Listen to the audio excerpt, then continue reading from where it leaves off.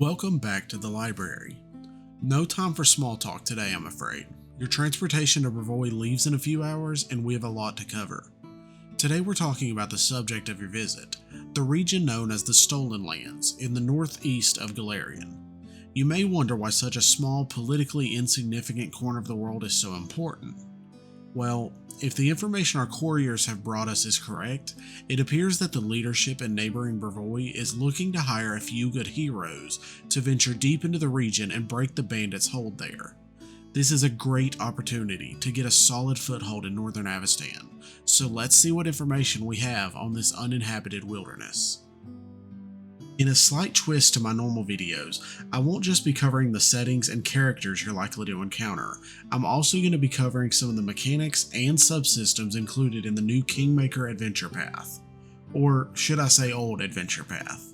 Outside of that, this video is going to be as spoiler light on plot and characters as possible, so feel free to watch without fear of ruining the story for your table. The Stolen Lands is a huge tract of land that serves as a buffer between Brevoy to the north and the River Kingdoms to the south. Traditionally, the Stolen Lands have functioned as a bolt hole for large groups of bandits, and is home to many less mundane, much more monstrous figures that are just as dangerous as any other dark corner of Galarian. Ownership of this region, as much as that's been possible, has regularly changed hands between Brevoy and the small nation of Pitax to the west. As you head west from the border with Brevoy through the plains of the hinterlands and along the Shrike River, you reach the first of the natural obstacles in the region, the waterways and bogs of the Hook-Tongue Slough, where the forest of the Greenbelt becomes a massive swamp, eventually drying out into the weedy plains of the Glenabon lowlands. This includes the Spinefields, sinisterly named for the ominous rocky crags and outcroppings that dot the landscape. Continuing west through Glenabon, and you will eventually pass the Rushlight Lake before finally reaching the wilderness of the Thousand Voices, also known as the Forest of Breath and Mount Branthland beyond that. Together, these form the western edge of the Stolen Lands, bordering with Pitax and Nemeria. On the eastern side of the region, east of the Greenbelt and south of Brevoy, you've met with the rugged Sellen Hills, which give way to the sheer mountains known as the Tors of Lebanese. Besides the difficult and varied terrain, the Stolen Lands are home to many unnatural dangers to keep you on your toes. From ghost stories of eerie lights in the west to the ruins of forgotten empires in the east, all interspersed with mixtures of villainous outlaws, dangerous outcasts, and deadly beasts throughout. Those who willingly travel through the land are often considered the living embodiment of the fine line between bravery and stupidity. It is a rugged, unforgiving frontier, one that has defied decades of settlers and conquerors, as if the land itself wishes to remain untamed and cruel. Our maps of these locations have been subdivided into a hexagon grid map called a hex map, which you will be provided with. Each tile represents an area 12 miles across.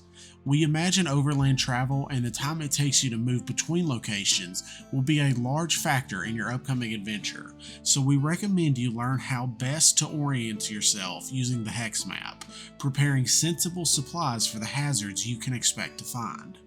Knowing when to take the scenic route or when to sacrifice safety for speed will be a key to your success. As each hex can cover a different potential terrain type, you'll find that some of the activities you undertake will have different effects, both helpful and hindering, based on which tile you do it. For example, gathering food will be far more successful in a lush forest compared to a dry cliffside, but an area of rocky outcroppings may have different resources available based on the tools and skills that your party has. The weather in the Stolen Land varies as much as the terrain, thanks to its temperate climate. During the summer, the days can be swelteringly hot with few rainy days. As the year slips into winter, wind and rain become the norm as the temperature drops drastically. In practical terms, the weather will impose penalties on creatures, including any traveling heroes.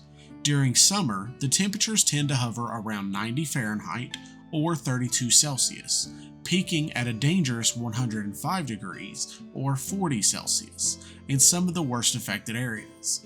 When these brutal days strike, most adventurers will grow fatigued after 4 hours of overland travel or continuous activity, as opposed to the usual 8-hour adventuring day, and you will even take fire damage on especially unlucky days. In winter, you will find the opposite problem. During those coldest months of the year, the chance of freezing cold days skyrockets, leading to the same consequences of fatigue, this time taking cold damage on the most exposed terrain during a cold snap. While most common in winter, rain is a year-round possibility, possibly even snow during the coldest of days. Even light precipitation can cause rapid fatigue during travel, as footsteps become more difficult and visual clarity worsens. Expect to take perception penalties when bad weather strikes, and physical challenges may become harder to overcome. If you're unlucky, you may encounter a specific weather phenomenon, such as torrential downpours or impenetrable fog. As you progress through your adventure, you'll encounter more violent weather events, which range from the more mundane to life or death situations.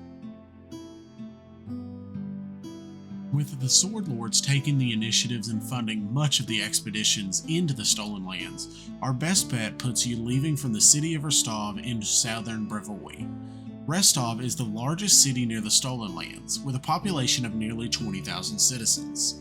The city is the very heart of Rostland and home of the Aldori Sword Lords, and there are many well-versed in the dueling arts, if one is convincing enough to get a teacher.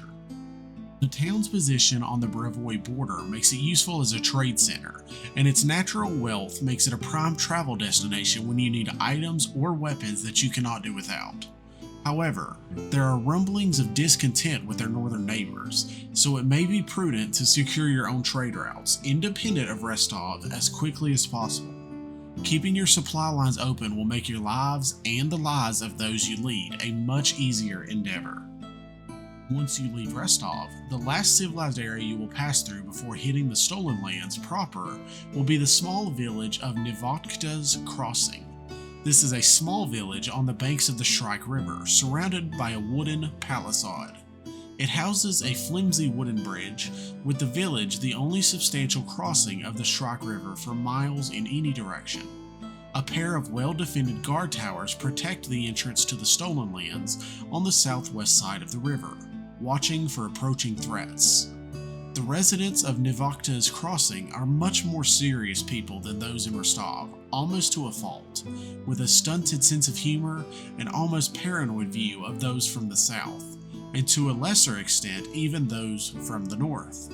Still, they will likely be more than happy to trade with any travelers passing through, but be aware, in such a quiet place, any arrival is noteworthy, and news travels fast and has a long life. If you are looking to tackle the bandit problem, as our intel suggests you will, you would almost certainly pass through Nivotkta's Crossing, follow along the Shrike River until it splits, and then continue following the Rostland Road. As you do, the road should curve to the northwest and eventually run into Oleg's trading post, run by the eponymous Oleg Leventon, which is a common stop-off point for travelers in the area to get their bearings, pick up some supplies, and gather information from Oleg before venturing further into the Stolen Lands. An abandoned fort-turned-trading post, Oleg's is a beacon of civilization at the border of the Stolen Lands. Watchtowers at each of the four corners give a good line of sight into the wilderness, each armed with catapults. However, judging by the last reports we've received from our operatives, the condition of these defenses could be considered dubious at best, so I wouldn't rely on them in a pinch. Despite this, it is almost certainly still standing, and anyone planning to pass by will be greeted by a sturdy wooden gate and high palisades, cementing Oleg's reputation as someone who can make a living anywhere, even in a frontier that nations couldn't conquer. From Oleg's, it is truly your choice on where to go. Despite our scouts' best efforts, we've been unable to locate the source of these bandits' attacks. However, based on our experts' understanding of similar groups, a population of this size would likely have to make their home close to a fresh water source. If you stick to the waterways, we expect you'll either stumble upon gathering parties or an encampment that could lead you to their base of operations. Though your mission on Brevoy's behalf will likely send you south, if you instead continue directly west from Oleg's, you will enter the Greenbelt Forest. We don't have much information there, but treat it as you would any unexplored woodland. Every woodland has its ghost stories, and just because the truth is often less supernatural, it does not mean the danger is any less real. While the stolen lands remain unsettled, reliable information on specific locations will be minimal until you've met with local experts and natives.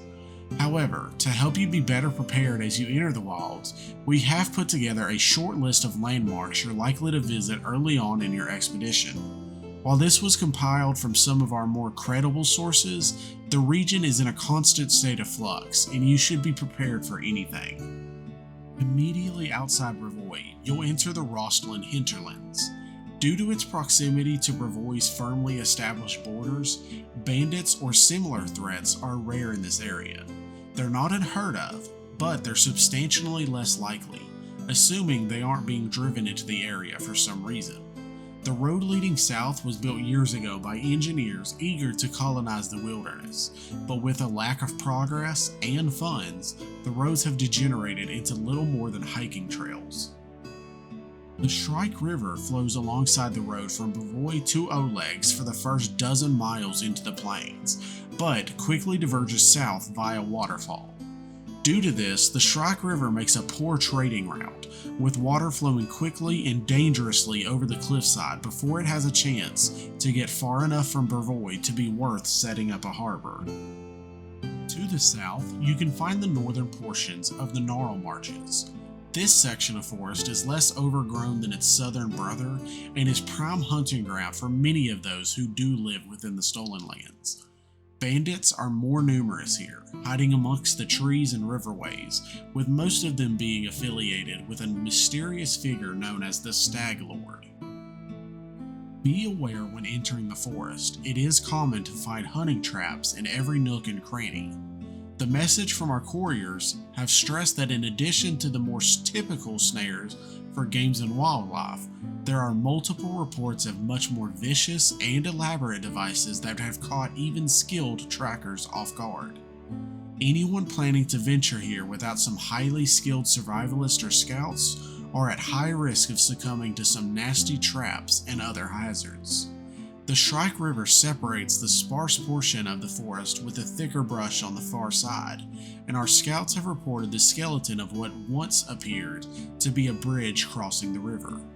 There is evidence that this was once well maintained, but currently it appears to be in complete disrepair, with signs that both wildlife and local bandit patrols have been avoiding the area. Our couriers mentioned some manner of creature lurking around the river, but they could never catch sight of it long enough to identify the creature.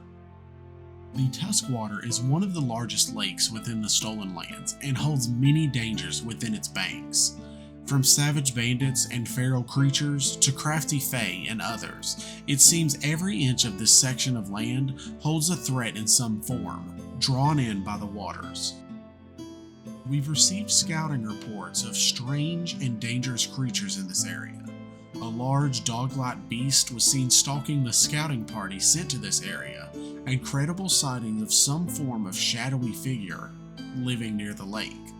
One of our scouts attempted to get close but was forced to withdraw after inanimate objects in this area started to assault him and drove him away.